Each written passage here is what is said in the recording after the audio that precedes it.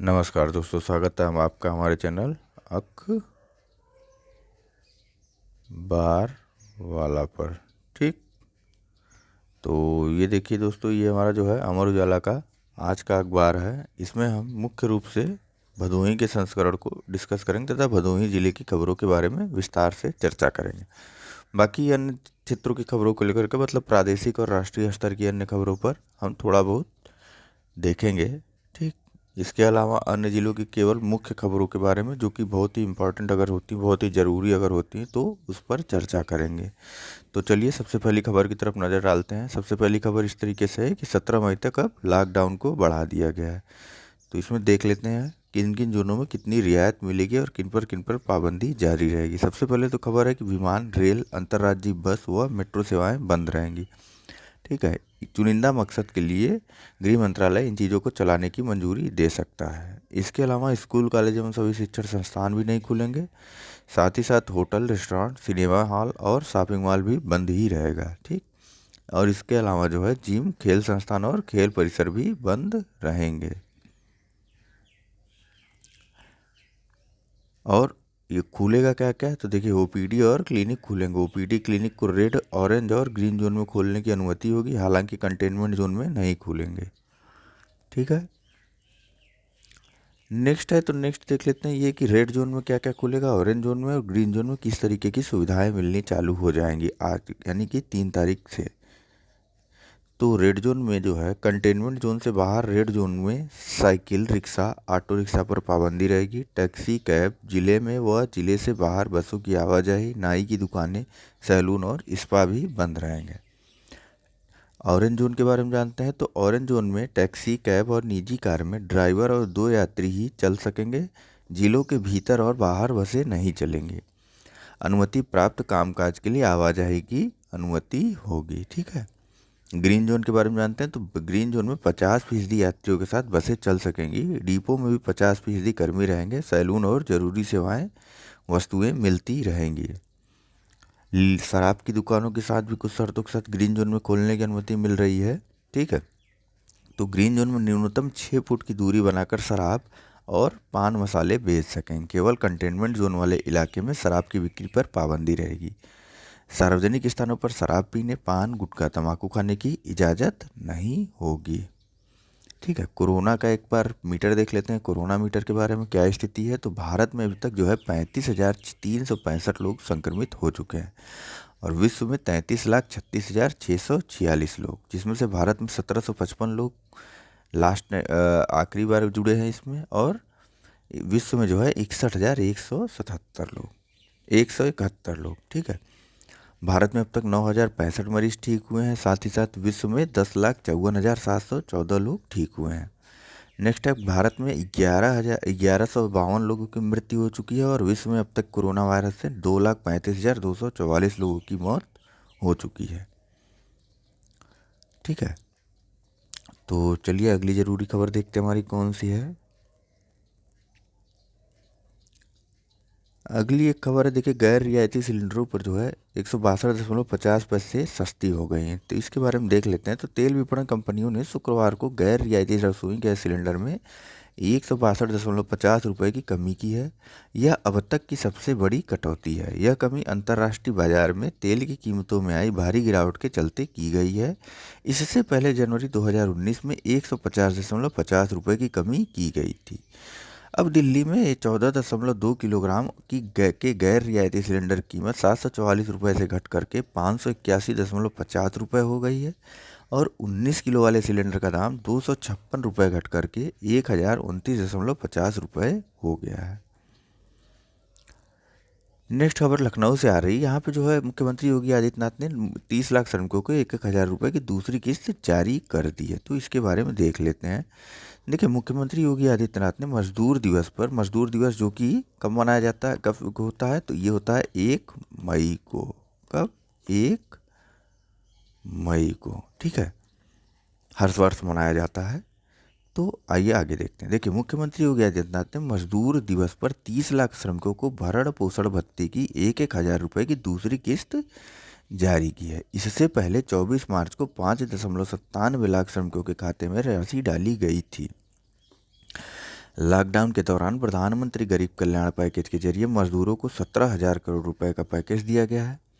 CM योगी ने कहा कि 2 चरणों में 18 करोड़ लोगों को अनाज दिया गया है। ठीक। नेक्स्ट खबर आ रही है कि देश के किसी भी कोने से राशन कार्ड से देश में किसी भी कोने से राशन कार्ड से अनाज। सीएम योगी ने कहा कि प्रदेश का कोई कामगार देश के किसी भी कोने में और उसके पास राशन कार्ड का नंबर है तो वह कोटे की दुकान से राशन कार्ड ले सकता है। जिनके पास कार्ड नहीं है उन्हें एसडीआरएफ के तहत फूड पैकेट दिया जा रहा है।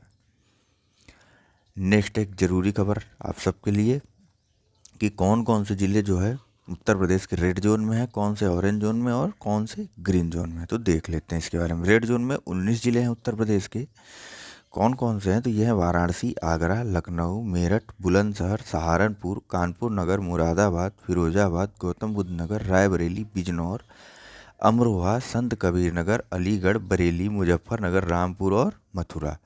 ऑरेंज जोन में कितने शहर हैं उत्तर प्रदेश के तो ऑरेंज जोन में फिलहाल जो है 36 जिले हैं।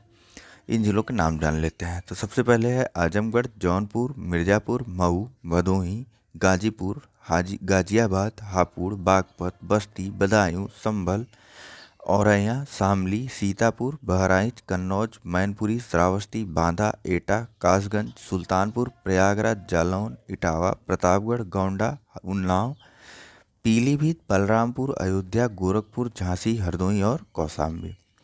और ग्रीन जोन में कौन कौन से शहर हैं तो ग्रीन जोन में जो है 20 जिले हैं उत्तर प्रदेश के। कौन कौन से जिले हैं तो देखिए, पहला जिला शुरुआत इस तरीके से, पहले क्रम में बलिया, फिर चंदौली, फिर सोनभद्र, फिर बाराबंकी, खीरी, हाथरस, महोबा, देवरिया, महाराजगंज, शाहजहांपुर, अंबेडकर नगर, चित्रकूट, फर्रुखाबाद, फतेहपुर, हमीरपुर, कानपुर देहात, कुशीनगर, ललितपुर, सिद्धार्थनगर और अमेठी। ठीक है।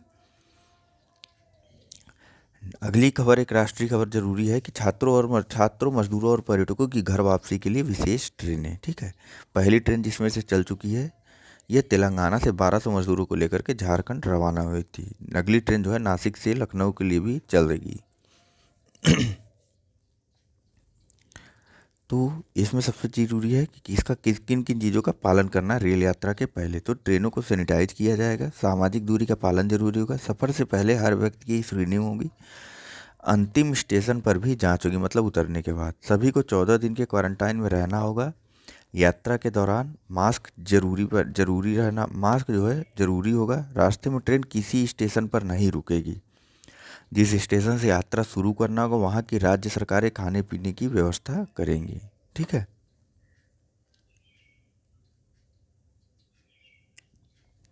आज जो है पीडीडीयू नगर स्टेशन के बारे में है। तो जयपुर से चलकर पटना जाने वाली ट्रेन शनिवार को स्थानीय रेलवे स्टेशन पर श्रमिक स्पेशल ट्रेन 9:20 पर पहुंचेगी। हालांकि यहाँ न कोई उतरेगा और न ही कोई चढ़ेगा। ठीक है।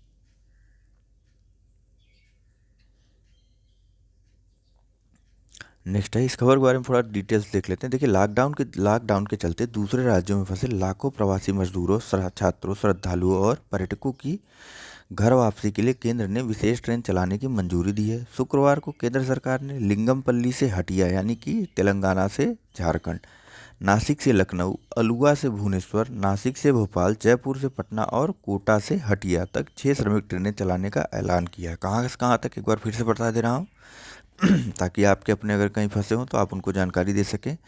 देखिए, नासिक से लखनऊ, अलुवा से भुवनेश्वर, नासिक से भोपाल, जयपुर से पटना, कोटा से हटिया तक, ठीक 6 श्रमिक ट्रेनें चलाने का ऐलान किया है।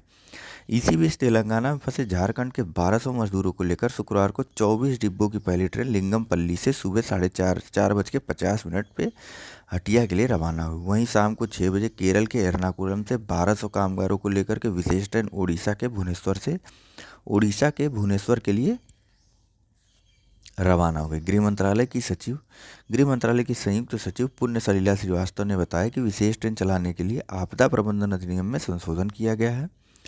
राज्य सरकारें रेलवे बोर्ड से संपर्क कर विशेष ट्रेन चलवाने पर फैसला कर सकती हैं। ठीक है। और इसमें ऐसा कुछ खास नहीं। तो चलिए चलते हैं। एक चीज़ देख लीजिए कि कि अब रेलवे जो है उसमें जो है सारे सारे यात्री नहीं बैठेंगे, तो कितने रहेंगे? तो देखिए, रेलवे ट्रेन टिकट राज्य की ओर से नियुक्त नोडल अफसर से पैसे लेकर देगा। जो लोग यात्रा के लिए चिन्हित होंगे उन्हें स्टेशन पर मास्क और सैनिटाइजर मिलेगा। स्लीपर कोच में ही लगेंगे, केवल मतलब स्लीपर कोच ही लगेगा। इसमें 72 की जगह 54 यात्री बैठेंगे। ठीक है, तो चलते हैं अगले पेज की तरफ। यह जो है गाजीपुर की खबर है और इसमें ऐसा कुछ खास नहीं जिसके बारे में डिस्कस किया जाए यहाँ पे। नेक्स्ट खबर भी आपके गाजीपुर शहर से आ रही है। इसमें भी ऐसा कुछ खास नहीं है जो कि डिस्कस किया जाए या फिर जिस पे चर्चा की जाए। चलिए अगले पेज की तरफ चलते हैं। अगला पेज जनपद भदोही का है। तो इसके बारे में चूंकि हमने पहले ही कहा था कि हम भदोही राज्य पे हमारा मुख्य फोकस रहेगा, भदोही जिले पे हमारा मुख्य फोकस रहेगा। तो इसमें खबरों के बारे में देख लेते हैं। सबसे पहली खबर आ रही है, जनपद में मिला कोरोना का दूसरा मरीज। इसके बारे में जान लेते हैं। देखिए, जनपद में 27 अप्रैल को यह व्यक्ति मुंबई से घर लौटा था। तो देखते हैं आगे की खबर क्या है पूरी जानकारी के साथ। और देखिए, ज्ञानपुर भदोही से यह खबर आ रही, तो इसमें औराई क्षेत्र के नारायणपुर गांव का युवक शुक्रवार को कोरोना संक्रमित पाया गया। उसे मिर्जापुर में विंध्याचल सीएचसी के आइसोलेशन वार्ड में भर्ती करा दिया गया। युवक के गांव को हॉटस्पॉट घोषित कर सील कर दिया गया। इससे पहले बिहार का एक युवक भी यहां कोरोना संक्रमित मिल चुका है। औराई क्षेत्र के नारायणपुर कलूटपुर गांव निवासी युवक 35 वर्षीय जो कि था, मुंबई में सिलाई करता था। वह मुंबई से पैदल और ट्रकों से लिफ्ट लेकर 27 अप्रैल को घर आया था। यह तबीयत बिगड़ी तो वह एमबीएस अस्पताल गया। स्वास्थ्य टीम ने उसकी सैंपल जांच लेकर उसका सैंपल जांच के लिए भेजकर उसे होम क्वारंटाइन रहने की हिदायत देकर छोड़ दिया था। 28 अप्रैल को सैंपल जांच के लिए वाराणसी भेजा गया। शुक्रवार को रिपोर्ट आई तो वह पॉजिटिव निकला। युवक के गांव को हॉटस्पॉट घोषित करते हुए सील कर दिया गया। डीएम राजेंद्र प्रसाद ने कहा कि स्वास्थ्य टीम ने मरीज को विंध्याचल सीएचसी के आइसोलेशन वार्ड में भर्ती करा दिया है। गौरतलब है कि भदोही जिले में यह दूसरा मरीज मिला है। इससे पूर्व 10 अप्रैल को बिहार के कटिहार का युवक कानपुर से घर जाते समय भदोही के शेल्टर होम में रखा गया था। जांच में वह पॉजिटिव मिला। मिर्जापुर से उपचार कराने के बाद बुधवार को वापस आने पर उसे शेल्टर होम में रखा गया था। तो अभी जो यह युवक मिला है, इसके बारे में कुछ और डिटेल दी हुई है, तो देखते हैं क्या है। तो गांव की बैरिकेडिंग, घर वालों की होगी जांच। और 2 दिन पूर्व कोरोना मुक्त हुए जिले में आखिरकार वायरस की आंच पहुंच गई। मुंबई से लौटे युवक की रिपोर्ट पॉजिटिव होने पर स्वास्थ्य और प्रशासन सतर्क हो गया है। कलूटपुर नारायणपुर गांव में चौकसी बढ़ा दी गई है। घर वालों की जांच के लिए एमबीएस अस्पताल लेकर जाया गया है। कलूटपुर नारायणपुर गांव निवासी युवक मुंबई के साकी नाका में कपड़े की सिलाई का काम करता था। लॉकडाउन के कारण काम बंद हो गया तो पखवाड़े भर पहले पैदल ही घर के लिए निकल पड़ा था। ट्रक से लिफ्ट लेकर के वह 27 अप्रैल को घर पहुंचा। शुक्रवार को रिपोर्ट पॉजिटिव आने के बाद गांव वालों के बाहर निकलने पर पाबंदी लगा दी गई है। सीएमओ डॉक्टर लक्ष्मी सिंह ने बताया कि युवक के परिवार के 5 सदस्यों की भी जांच होगी। उन्हें भी एमबीएस के आइसोलेशन वार्ड में भर्ती कराया जाएगा। इसके अलावा गांव के सभी लोगों की मेडिकल जांच कराई जाएगी। स्वास्थ्य विभाग की टीम गाँव में भेज दी गई है। अगली खबर भी इसी से संबंधित है और यह भी औराई से ही है और उसी व्यक्ति के बारे में संबंधित है। तो देखिए, कोरोना पॉजिटिव युवक ने प्रशासन और स्वास्थ्य विभाग की मुश्किलें बढ़ा दी हैं। एमबीएस अस्पताल में जांच के बाद वह 28 अप्रैल को अपने ससुराल भैंसाटा एक शादी में शामिल होने के लिए गया। शादी में कितने लोग उसके संपर्क में आए यह जांच का विषय है, लेकिन शादी के आयोजन से पुलिस की सक्रियता पर सवाल उठने लगे हैं। औराई के नारायणपुर कलूटपुर गांव में मुंबई से लौटे युवक ने 28 अप्रैल को सुबह महाराजा बलवंत सिंह चिकित्सालय में जांच कराई, जहां से उसे होम क्वारंटाइन का निर्देश दिया गया। लेकिन वह सैंपल देने के बाद अपने परिवार को लेकर सीधे औराई के भैंसाटा अपनी ससुराल एक शादी समारोह में जा पहुंचा। 2 दिनों तक ससुराल में रहकर वह कितनों से मिला और कितनों में संक्रमण फैलाया, इसको लेकर लोग सहम गए हैं। शुक्रवार को खबर मिलने के बाद स्वास्थ्य विभाग की टीम भैंसाटा गाँव पहुँचकर उसके रिश्तेदार राधेश्याम बिंद से भी बातचीत की। शादी में शामिल होने वाले सभी लोगों के नाम पता को लिया गया। 30 जून तक शादी आदि का आयोजन न होने के सरकारी आदेश के बाद भी शादी के आयोजन ने भी कई सवाल खड़े कर दिए हैं और आई पुलिस की सतर्कता पर भी सवाल उठने लगे हैं। ठीक है, इससे संबंधित तो यह खबर पूरी हो गई।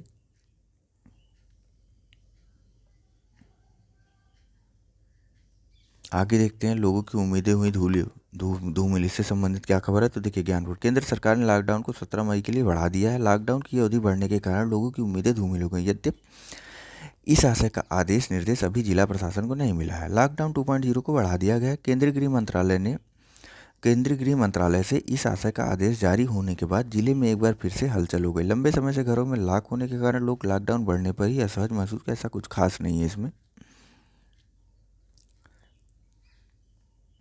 वीडियो वायरल होने के बाद प्रशासन ने ली बुनकरों की सूद। क्या खबर है इसकी, देखते हैं। तो अमरोहा के लगभग 200 कालीन बुनकर भदोही कस्बे के विभिन्न कालीन कारखानों में लॉकडाउन में पहले से फंसे हुए हैं।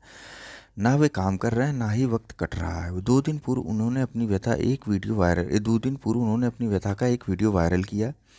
तब कहीं जाकर उनकी समस्या को संज्ञान लिया गया। एसडीएम भदोही आशीष कुमार मिश्रा ने बताया कि मामला संज्ञान में आने के बाद उन्होंने लेखपाल कानून को भेजकर रिपोर्ट मंगाई। बुनकरों की समस्या घर वापसी को लेकर के है। नगर में 200 से लगभग अमरोहा के कारीगर विभिन्न कारखानों में पड़े हुए हैं। शकील अहमद ने बताया कि उन्होंने इस समस्या का वीडियो बनाकर अमरोहा के ऑल इंडिया मोमिन अंसार सभा के प्रादेशिक महामंत्री वकील मोहम्मद यासिर अंसारी को भेज दिया था। अमरोहा से अंसारी ने बताया कि उक्त वीडियो भदोही के जिलाधिकारी राजेंद्र प्रसाद से भी शेयर किए और मदद की गुहार लगाई। उधर एसडीएम ने बताया कि मामले की लेखपाल और कानूनगो से जांच कराई गई। उन्हें खाने पीने की समस्या नहीं है।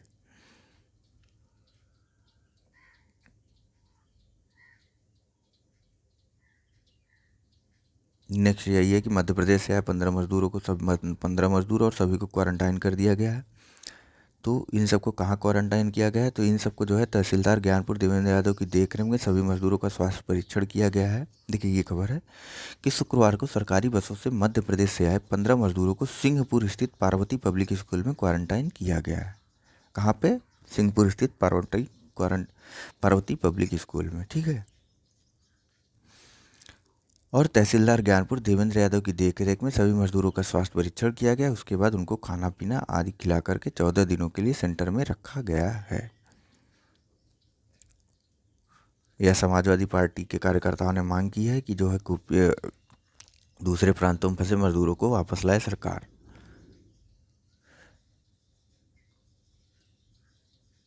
ठीक है, और इस पेज पे कुछ खास नहीं है, तो चलिए चलते हैं नेक्स्ट पेज की तरफ।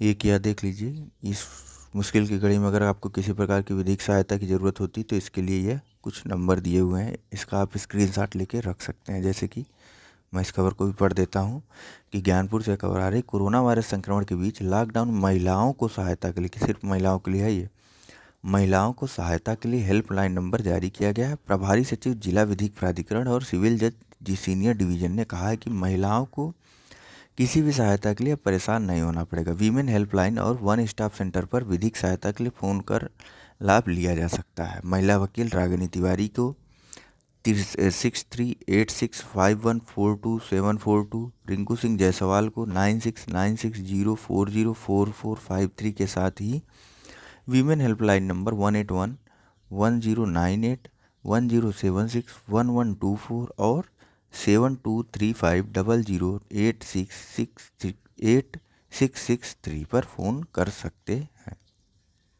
ठीक है, चलिए अगले पेज की तरफ चलते हैं। तो ज़रूरतमंद तक संगठनों ने पहुंचाई मदद, ये है खबर एक। इसके अलावा माकपा का सांकेतिक धरना, लॉकडाउन के कारण घरों में रहकर बुलंद की आवाज़, 800 लीटर कम डीजल टैंक सी, रोज़ा रखकर सराहना बटोर रहे बच्चे।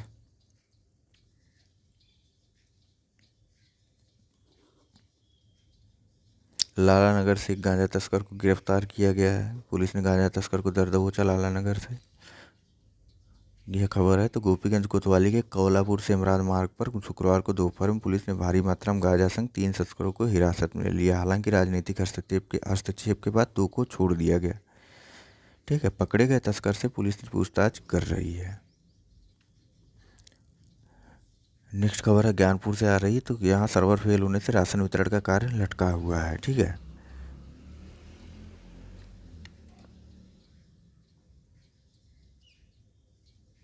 इसके बारे में कहिए तो इसके बारे में पूरी खबर देख लेते हैं। तो जिले में संचालित 744 कोटे की दुकानों में शुक्रवार से शुरू होने वाले राशन वितरण सर्वर फेल होने के कारण 30% भी संभव नहीं हो सका है। 70% से अधिक कार्डधारक इंतजार करने के बाद लौट गए। पूर्ति विभाग एक राज्य एक राशन कार्ड के नए ऐप की फीडिंग को लेकर हाँफता रहा। 1 मई को मजदूर दिवस होने से शासन ने राशन वितरण का निर्देश दिया था, जिसको लेकर अंत्योदय मनरेगा दिहाड़ी मजदूर और श्रम विभाग में पंजीकृत श्रमिकों में निःशुल्क और पात्र गृहस्थी कार्डधारकों को सशुल्क राशन का वितरण 1 मई से 12 मई तक कराने की तैयारी की गई थी, लेकिन पहले ही दिन सर्वर के जवाब दे देने से व्यवस्था बेपटरी हो गई। दोपहर 12 बजे तक एक भी यूनिट का वितरण न हो पाने से कोटेदार भी तकनीकी कर्मचारियों को फ़ोन लगाकर स्थिति से अवगत कराया। कोटेदार डीएसओ अमित कुमार तिवारी ने कहा कि सर्वर डाउन होने से दोपहर तक ई पास मशीनें नहीं चल सकी। ठीक है, माकपा ने सांकेतिक धरना को लेकर चेतावनी दी है। किस बारे में चेतावनी है? तो केंद्रीय नेतृत्व के आह्वान पर मजदूर दिवस पर शुक्रवार को माकपा कार्यकर्ताओं और मजदूर संगठनों ने लॉकडाउन का पालन करते हुए घरों पर सांकेतिक रूप से धरना दिया, मजदूरों के हित के लिए आवाज़ बुलंद की। माकपा के राष्ट्रीय कार्यकारिणी सदस्य इंद्रदेव पाल ने पिपरी से स्थित अपने आवास पर तख्ती और बैनर के साथ धरना दिया। सोशल मीडिया के माध्यम से धरने को समर्थन मांगा और डीएम से प्रार्थना पत्र भेजकर मजदूरों एवं कर्मचारियों के हित की आवाज़ उठाई। उन्होंने सरकार से मांग किया कि कर्मचारियों के वेतन में कटौती न की जाए, किसानों को लागत से दुगुना दाम, प्राकृतिक मार से परेशान किसानों को मुआवजा और पुरानी पेंशन बहाली को लेकर मांग उठाई। इसी तरह संगठन ने जगन्नाथ मौर्य, रामचंद्र पटेल, ज्ञान प्रकाश मिश्रा, अमृतलाल मौर्य, मुरलीधर पार, कैलाशनाथ बिंद ने भी घर में ही रहकर धरना एवं आंदोलन दिया। और एक खबर है कि मजदूरों को 5,000 प्रतिमाह देने की मांग की जा रही। कहाँ से खबर आ रही? तो भदोही से यह खबर आ रही है। यहाँ पे जो है सपा के पूर्व विधायक जाहिर बेग ने मई दिवस पर उप जिलाधिकारी आशीष कुमार मिश्रा को एक पत्रक सौंपा। प्रधानमंत्री को संबोधित पत्रक में कहा कि लॉकडाउन में गरीब सबसे अधिक प्रभावित हैं, उनके हाथ से काम छिन गया है, जिससे वे भुखमरी के शिकार हो गए हैं। 2 जून की रोटी के लिए लंबी लाइनें लगानी पड़ रही हैं। उन्होंने प्रधानमंत्री से कालीन मजदूर, बीड़ी मजदूर, राजगीर लेबर, मिस्त्री, पल्लेदार, खेत मजदूर, ठेला सगड़ी खींचने वाले, रिक्शा, ऑटो चालक, मोची कुली, चाय पान की दुकानदारों को 5,000 रुपये प्रतिमाह आर्थिक सहायता दिए जाने की मांग की है। अगली खबर है कि कोरोना की आड़ में वेतन कटौती का विरोध किया जा रहा है। तो लॉकडाउन में शुक्रवार को मई दिवस सोशल डिस्टेंसिंग को ध्यान में रखते हुए अलग अलग तरह से मनाया गया है। हिंद मजदूर किसान पंचायत, ऑल इंडिया किसान सभा, CITU, एटक आदि मजदूर संगठनों ने मजदूरों के पसीने की पुरजोर वकालत की और सरकार की ओर से कोरोना की आड़ में वेतन एवं अन्य सुविधाओं में कटौती किए जाने का विरोध किया। हिमकिम के प्रदेश अध्यक्ष हसनैन अंसारी ने कहा कि सरकार जिस तरह से कोरोना के आगे नतमस्तक हुई है, उससे साफ हो गया है आने वाले दिनों में वह कर्मचारियों की सुविधाओं में और कटौती कर सकती है। तो चलिए हम लोग चलते हैं अगले खबर की तरफ, अगले पेज की तरफ। तो यह जो है युवाओं पर फोकस है। तो इसमें सबसे मेन खबर तो बस यही है कि कौन कौन से विभाग में कौन कौन सी भर्तियाँ आई हैं। सबसे पहली खबर तो काशी हिंदू विश्वविद्यालय यानी कि BHU से आ रही है। यहाँ पर कुछ वैकेंसियाँ हैं जिसमें senior resident, junior resident, clinical psychologist, social worker, staff nurse एवं स्टेनोग्राफर, ऑफिस असिस्टेंट और मल्टीटास्किंग स्टाफ सबकी वैकेंसी निकली हुई है। वेतन जो है पदानुसार यानी कि 45,000 रुपये, 40,000 रुपये, 28,880 रुपये, 90 रुपये इत्यादि होगी। पात्रता क्या है? तो senior resident, clinical psychologist, social worker, staff nurse एवं stenographer, office assistant, multitasking staff आदि के लिए अलग अलग योग्यताएं निर्धारित हैं और इसके लिए वेबसाइट पर जाएं। आवेदन की तिथि क्या है? तो विज्ञापन तिथि से 21 दिन के अंदर आवेदन पत्र सहित समस्त दस्तावेज भेजें। अगली खबर सीनियर रेजिडेंट पद के लिए ही, यह दिल्ली से आ रही है। दिल्ली के दीनचंद बंधु हॉस्पिटल से यहाँ पे सीनियर रेजिडेंट के 14 पद खाली हैं, जिसमें कि ENT और सर्जरी विभाग से संबंधित है। आयु सीमा अधिकतम 37 वर्ष है। पे स्केल जो है 67,700 रुपये प्रति माह से चालू है, जो कि पे लेवल 11 का होगा। पात्रताएं एमबीबीएस के साथ एमडी, एमएस और डीएनबी की आवश्यकता है। साथ ही दिल्ली मेडिकल काउंसिल में पंजीकरण होना चाहिए और दिल्ली का निवासी होना चाहिए। अगली खबर भी जो है हॉस्पिटल एडमिनिस्ट्रेशन, अगली खबर जो है वो भी हॉस्पिटैलिटी से आ रही। इसमें जो है हॉस्पिटल एडमिनिस्ट्रेटर के पदों पर अवसर के लिए है। यह खबर आ रही नेशनल हेल्थ मिशन पंजाब से। इसमें कुल पदों की संख्या 57 है, ठीक। और आयु सीमा अधिकतम 47 से लेकर के 47 या 45 वर्ष तक है। और जो कि 1 जनवरी 2020 को पूर्ण होनी चाहिए। पात्रताएं क्या है, तो एमबीए 2 वर्ष से पूर्णकालिक डिग्री होनी चाहिए, या फिर है हॉस्पिटल एडमिनिस्ट्रेशन में पीजी डिग्री होनी चाहिए, और 10वीं पंजाबी में उत्तीर्ण होना चाहिए। अनुभव एवं अन्य पात्रताएं भी होनी चाहिए। ऑनलाइन आवेदन की अंतिम तिथि 4 मई तक है। नेक्स्ट खबर भी सीनियर रेजिडेंट के बारे में ही है। तो सीनियर रेजिडेंट के पद खाली हैं। कहाँ से यह खबर, कितने पद खाली हैं, तो यह 8 पदों के लिए आ रही है वैकेंसी। ये खाली है सरदार वल्लभ भाई पटेल हॉस्पिटल नई दिल्ली में, ठीक है। कौन कौन से विभाग में खाली है, तो मेडिसिन, ओबीएस एंड जीवाईएन, पीडियाट्रिक्स और कैजुअलिटी विभाग के लिए है। अधिकतम सीमा 37 वर्ष है, ठीक है। अंतिम तिथि 4 मई 2020 को है। नेक्स्ट इस पेज में और कुछ खास नहीं है, चलते हैं हम अगले पेज की तरफ, ठीक है।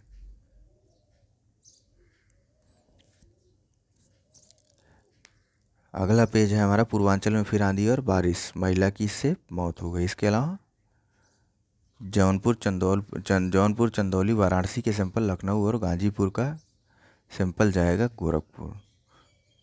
चूंकि क्यों जाएगा, तो देखिए वाराणसी से यह खबर आ रही, आईएमएस बीएचयू की माइक्रोबायोलॉजी लैब में कोरोना सैंपल की जांच करने वाली पोस्ट डॉक्टोरल फेलोशिप छात्रा की कोरोना रिपोर्ट पॉजिटिव आने के बाद फिलहाल लैब को 3 दिनों के लिए बंद कर दिया गया, ठीक है। इसीलिए इन जिलों की जौनपुर, चंदौली, वाराणसी के सैंपलों को जो है लखनऊ और जौनपुर, चंदौली, वाराणसी के सैंपल लखनऊ भेजे जाएंगे और गाजीपुर का सैंपल गोरखपुर भेजा जाएगा,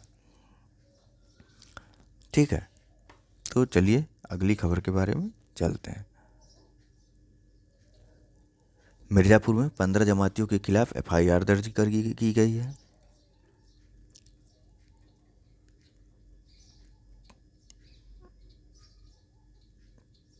यह वही पहले पृष्ठ की खबर है कि श्रमिक स्पेशल ट्रेन पीडीडीयू जंक्शन पर आएगी, ठीक है। मिर्ज़ापुर में साइकिल से 9 दिन की यात्रा करके युवक लौटा घर। सोनभद्र में पानी की तलाश में भटक रहा चीतल कुएं में गिर गया।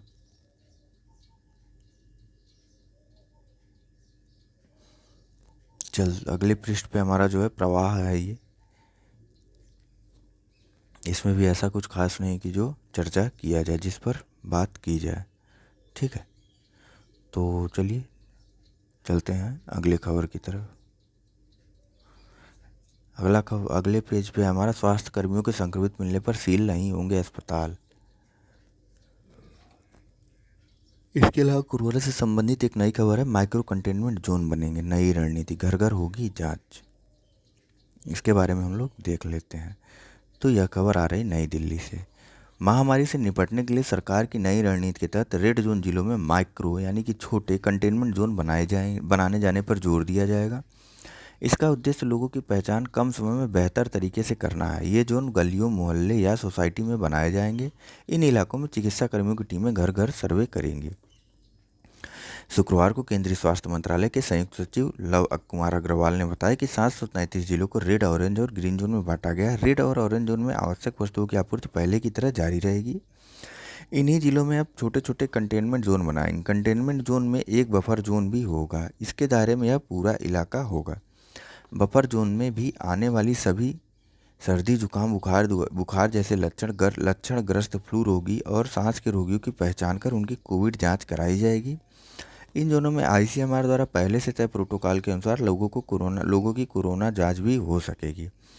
उन्होंने कहा कि अब लड़ाई प्रसार की चेन को ब्लॉक करने की है। इसके लिए हर संभावित संक्रमित और उसके संपर्क में कौन कौन आया है, उन सभी मरीजों का पता लगाने का अभियान छेड़ा जाएगा। संक्रमित मरीज किन किन इलाकों में है उसका विश्लेषण किया जाएगा। इसकी पूरी कमान जिला प्रशासन के पास रहेगी। 21 दिन में अगर कोई नया केस नहीं आता है तो उसे ग्रीन जोन में तब्दील कर दिया जाएगा। ऐसे में अब कठोर मानदंड लागू करने के साथ स्पेशल टीमें भी तैनात की जाएंगी। यह टीमें घर घर जाकर जांच करेंगी। चिकित्सीय प्रबंधन, जांच और सर्वे इत्यादि पर इन टीमों का फोकस रहेगा।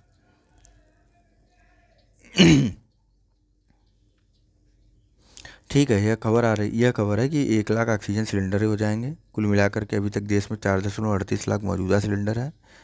ठीक है, और इसके अलावा 1 लाख और बढ़ जाएंगे।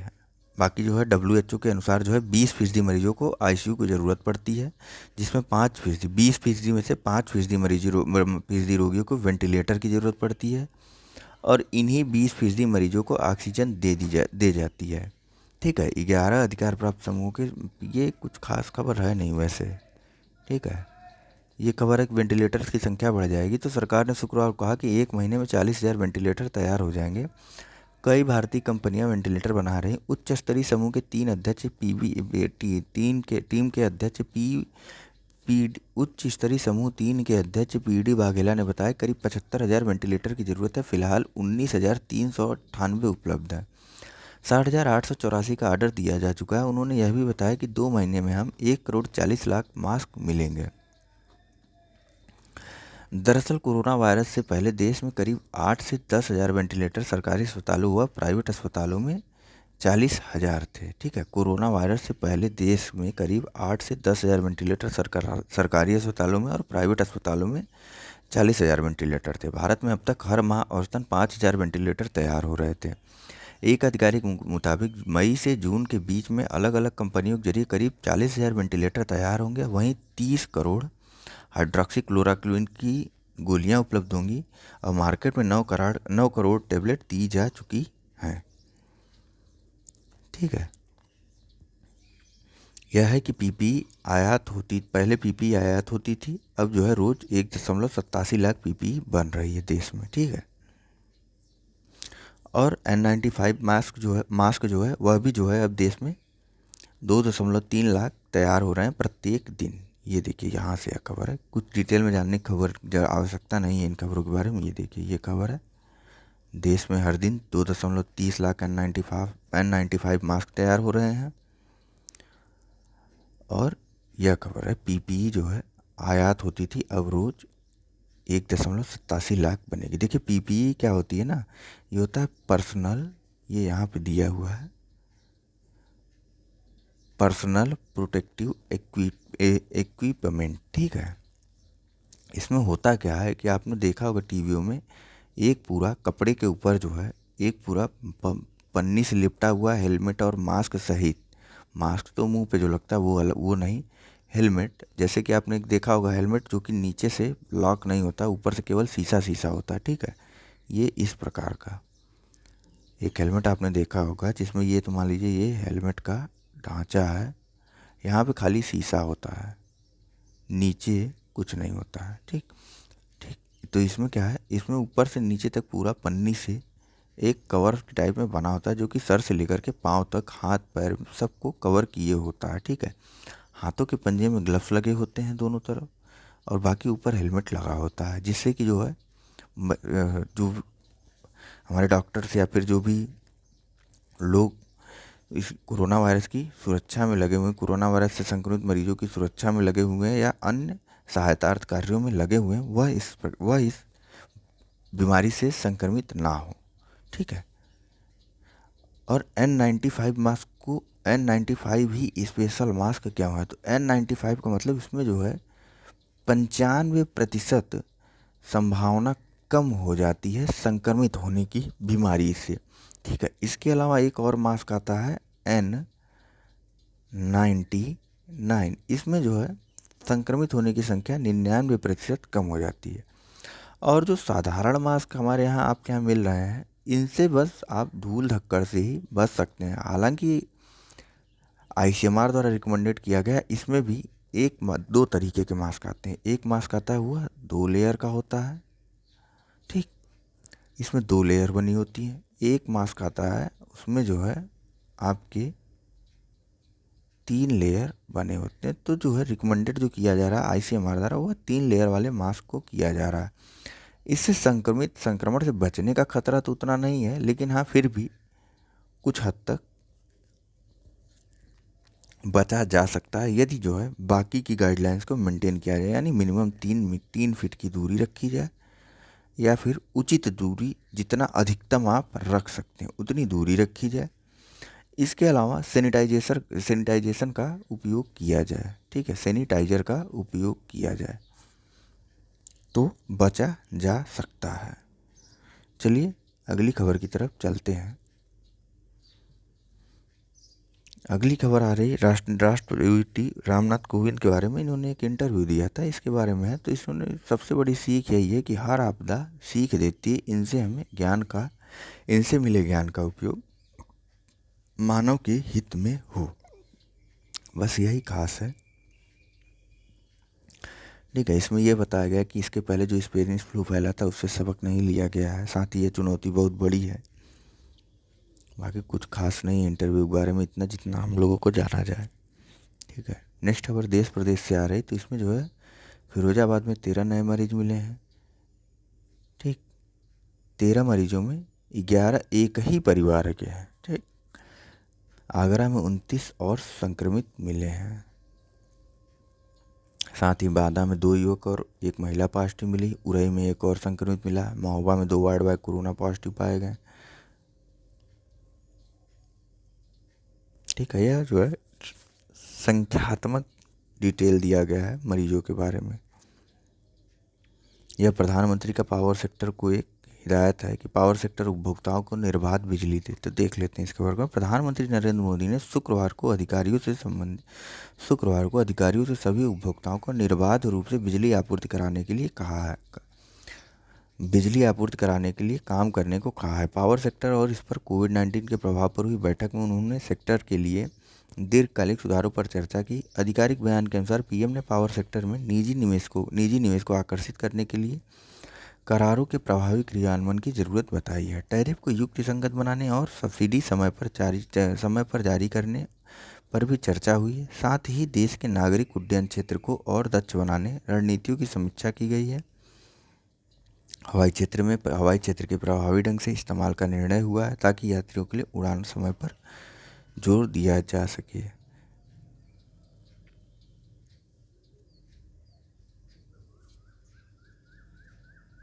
ये पश्चिम बंगाल और केंद्र सरकार के टकराव से संबंधित एक खबर है, तो देख लेते हैं क्या खबर है। तो रेड जोन पर केंद्र और पश्चिम बंगाल की ममता बनर्जी आमने सामने है। प्रमुख स्वास्थ्य सचिव विवेक कुमार के केंद्रीय स्वास्थ्य सचिव प्रीति सुदन को लिखे पत्र में कहा गया है कि राज्य में सिर्फ 4 रेड जोन है, जबकि केंद्र की सूची में 10 रेड जोन का जिक्र किया गया। उन्होंने कहा कि राज्य में केवल 4 रेड जोन कोलकाता, हावड़ा, उत्तरी 24 परगना और पूर्व मिदनापुर है।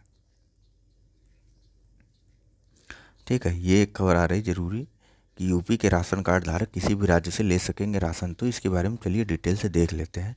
केंद्र सरकार की वन नेशन वन कार्ड योजना शुक्रवार से शुरू हो गई है।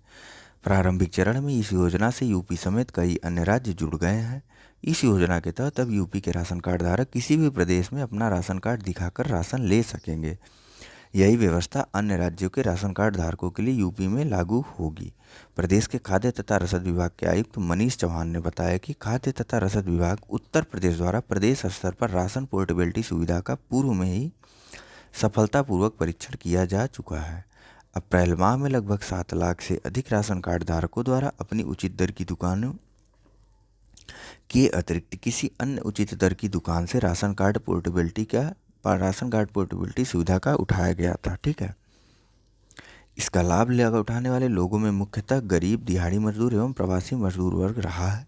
उन्होंने कहा कि वर्तमान समय में कोविड-19 की विषम परिस्थितियों में एवं लॉकडाउन की दशा में उत्तर प्रदेश एवं अन्य प्रदेशों में फंसे गरीब, दिहाड़ी मजदूरों एवं अन्य प्रवासी मजदूरों की सुविधा के लिए इस योजना को लागू होने के बाद उत्तर प्रदेश का कोई भी राशन कार्ड धारक प्रदेश के बाहर किसी भी दुकान से मात्र अपनी राशन कार्ड संख्या बताकर खाद्यान्न ले सकेगा। इसी प्रकार अन्य प्रदेशों के कार्ड धारक भी उत्तर प्रदेश में किसी भी सरकारी उचित दर की दुकान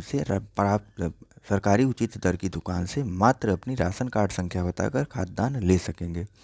यह सुविधा आधार कार्ड पर आधारित वितरण के लिए तथा पिछले 6 माह से सक्रिय राशन कार्डों पर ही प्रभावी होगी। तो चलिए अगली खबर की तरफ देखते हैं। ठीक है,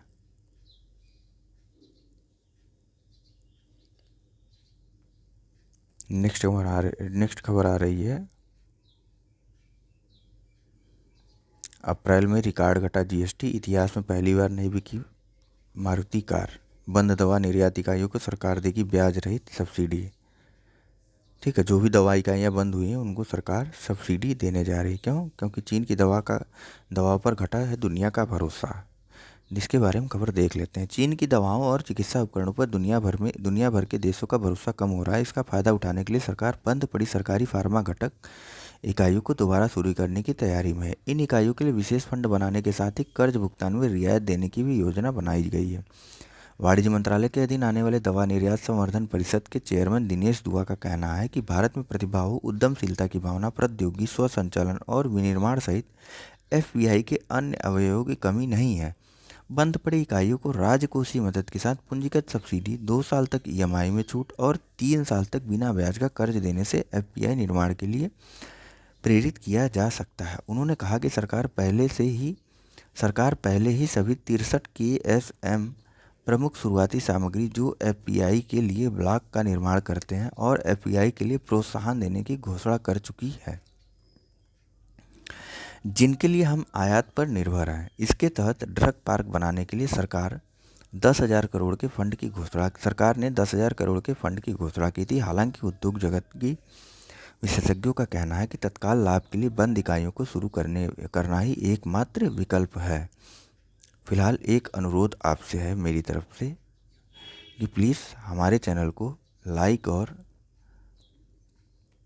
सब्सक्राइब और साथ ही साथ अपने मित्रों के साथ शेयर ज़रूर कीजिए, जिससे जो है हमारे चैनल को अधिक से अधिक सब्सक्राइबर मिल सकें और हम आपके प्रति जिम्मेदार हो सकें और डेली बेसिस पर यानी कि रोज़ाना आपको आपके ज़िले के बारे में पूरी खबरें बता सकें। तो कृपया हमारे चैनल को लाइक, सब्सक्राइब और शेयर ज़रूर कीजिए और साथ ही सब्सक्राइब बटन के बगल में दिए हुए बेल के निशान को ज़रूर दबाएं। ठीक है, ताकि जैसे ही हमारी कोई नई वीडियो आती है तो आपको तुरंत उसकी नोटिफिकेशन मिल जाए। ठीक है, बस आपका साथ ही हमें मोटिवेट करता रहेगा। तो थैंक यू। हमारे चैनल को प्लीज़ सब्सक्राइब ज़रूर कीजिए। अगली खबर इसी से है कि भारत सहित दुनिया भर में चीन का दबदबा। देखिए, एपीआई का सबसे बड़ा निर्यातक चीन भारत ही ने दुनिया भर के बाज़ारों पर कब्जा जमाए बैठा है। दुआ ने बताया कि विश्व के 55% एपीआई बाजार पर चीन काबिज है, जबकि भारत 58 तरह की एपीआई के लिए चीन पर निर्भर है। इन दवाओं का 70% हिस्सा के लिए चीन से आयात किया जाता है। इतना ही देश की 373 जरूरी दवा की सूची में 200 एपीआई की श्रेणी में आती हैं। है क्या ये एपीआई? इसे जान लीजिए। देखिए, एक सिंपल चीज़ में बताऊं तो किसी भी चीज़ के लिए जो ज़रूरी चीज़ें होती हैं, जो ज़रूरी एसेंट होता है, जैसे कि मान लीजिए कि यह न्यूज़पेपर ही है, तो इस न्यूज़पेपर को बनाने के लिए हमको किसकी ज़रूरत होगी? हमको ज़रूरत होगी इंक की, यानी कि स्याही की। इसके अलावा हमको ज़रूरत होगी अखबारी कागज़ की, या फिर सिंपल कहें तो कागज़ की। तो इन्हीं दोनों को, बेसिक मटेरियल को, जो आवश्यक रूप से ज़रूरी है अखबार बनाने के लिए, इन्हीं दोनों का आयात चीन से किया जा रहा है। और इस पर जो है दुनिया के 55% लोग निर्भर करते हैं चीन के लिए, इन दोनों चीज़ों के लिए। एक एग्जाम्पल के लिए आपको बता रहा हूँ, बस इसे आप लोग रियल मत मान लीजिएगा, यह केवल एक उदाहरण है और कुछ नहीं। तो दुनिया के 55% लोग इन्हीं दोनों चीज़ों के लिए, अगर उन्हें पेपर छापना है तो भैया उन्हें ये 2 चीज़ चाहिए, और ये 2 चीज़ 55% लोग यानी 100 में से 55 लोग चीन पर निर्भर हैं इन दोनों चीज़ों के लिए। इसी को दवा के रूप में अगर समझे तो दवा बनाने के लिए जो ज़रूरी चीज़ें होती हैं, जो मुख्य घटक होते हैं, यानी कि जो एपीआई हैं, उनके आयात के लिए विश्व के लगभग 55% देश, ये देखिए विश्व के 55% देश जो है चीन पर निर्भर हैं, या फिर ऐसे कह सकते हैं कि विश्व के 55% एपीआई बाजार पर चीन काबिज है, जिसमें से भारत भी जो है 58 तरह की एपीआई के लिए चीन पर निर्भर है। ठीक है, आशा करता हूँ समझ रहे होंगे आप लोग अच्छे से अब इस खबर को। तो चलिए अगली खबर की तरफ चलते हैं। नेक्स्ट खबर भी वही है कि कई देशों ने खस्ताहाल अर्थव्यवस्था को दोबारा खोलने की शुरुआत की है। जाहिर सी बात है, कोविड-19 के चलते जो है कई देशों की अर्थव्यवस्था पर बुरा प्रभाव पड़ा है, वह इसे खोलने की तैयारी कर रहे हैं। तो फिलहाल उतना खबर अच्छा नहीं। एक खबर यह है कि 5G सेवा एवरेस्ट पर, चीन ने माउंट एवरेस्ट पर 5G नेटवर्क सुविधा शुरू की है। शिखर पर आने वाले पर्वतारोही इसका लाभ ले सकेंगे। हुआवे और चाइना मोबाइल ने शुक्रवार को इसकी घोषणा की। यह टावर 6,500 मीटर की ऊंचाई पर एवरेस्ट और अग्रिम बेस कैंप पर मौजूद है। इसके अलावा 5,300 मीटर व 5,800 मीटर पर 2 और टावर पहले से मौजूद हैं। पर्वतारोहण, वैज्ञानिक अनुसंधान, पर्वतारोहण, निगरानी और हाई लेवल स्ट्रीमिंग गतिविधियों के लिहाज से यह सुविधा महत्वपूर्ण है। हुआवे के मुताबिक 5,300 मीटर की ऊंचाई पर डाउनलोड की स्पीड 1.66 Gbps से अधिक हो गई है, वहीं अपलोड स्पीड 215 Mbps से ऊपर है। अगली खबर पालगढ़ हिंसा से लेकर के है। तो पालगढ़ हिंसा में 5 और आरोपियों को गिरफ्तार किया गया तथा अब तक जो है कुल 115 लोग पकड़े गए। महाराष्ट्र सीआईडी क्राइम ब्रांच ने पालगढ़ भीड़ हिंसा मामले में 5 और लोगों को गिरफ्तार किया है। इसके साथ ही इस मामले में गिरफ्तार किए गए लोगों की संख्या बढ़कर अब 115 हो गई। इसमें 9 नाबालिग हैं। बता दें कि 16 अप्रैल को पुलिस की मौजूदगी में 2 साधुओं की ड्राइवर समेत भीड़ ने हत्या कर दी थी। ठीक, पालगढ़ हिंसा मामले में सुप्रीम कोर्ट ने भी महाराष्ट्र सरकार से रिपोर्ट मांगी है। ठीक है,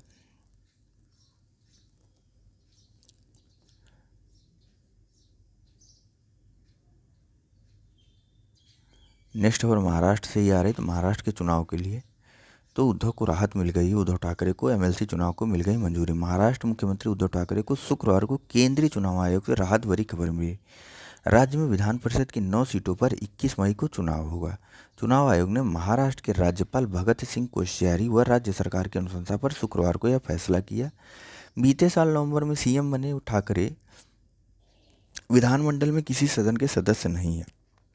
अगर वह 27 मई से पहले किसी सदन के सदस्य नहीं बने तो उन्हें पद से इस्तीफा देना पड़ेगा, जो कि फिलहाल अब नहीं होगा क्योंकि 21 मई को चुनाव हो जाएगा और वह विधान परिषद के सदस्य चुन लिए जाएंगे। ठीक है,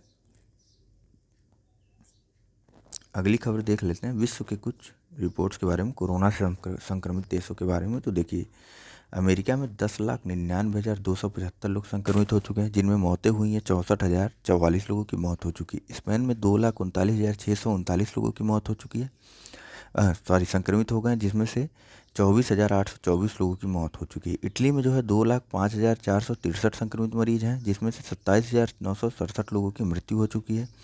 इसी प्रकार जर्मनी में 1,63,331 लोग संक्रमित हो चुके हैं, जिसमें मौतें हुई हैं कुल 6,632 लोगों की। फ्रांस में जो है 1,67,178 लोग संक्रमित हो चुके हैं, जिसमें से 24,376 लोगों की मृत्यु हो चुकी है। ब्रिटेन में 1,71,253 लोग संक्रमित हुए हैं, जिसमें से 26,771 लोगों की मृत्यु हो चुकी है। इसी प्रकार चीन में 82,874 लोग संक्रमित हुए हैं, जिसमें से 4,633 लोगों की मृत्यु हो चुकी है। ठीक इसी तरह ईरान में 95,646 लोग संक्रमित हुए हैं, जिसमें से 6,991 लोग की मृत्यु हो चुकी है।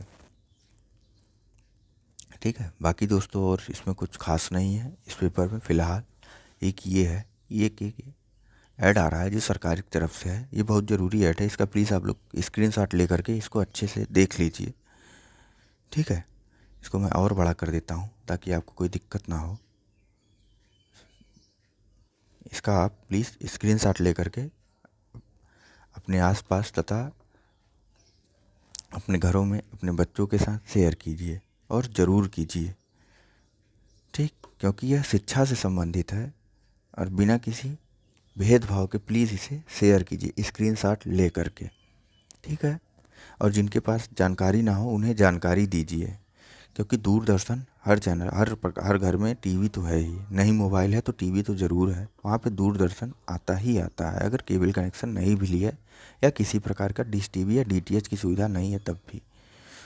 तो कृपया इसे सूचित करें और स्क्रीनशॉट लेकर के शेयर भी करें सबसे। Thank you. फिलहाल आज हम पेज नंबर 13 से पेज नंबर 13 में आ गए। इसका मतलब है कि हमारे जो है सारी न्यूज़ आज की ख़त्म हो चुकी है। तो चलिए, आप सबका बहुत बहुत धन्यवाद और कृपया हमारे चैनल को सब्सक्राइब शेयर ज़रूर करें।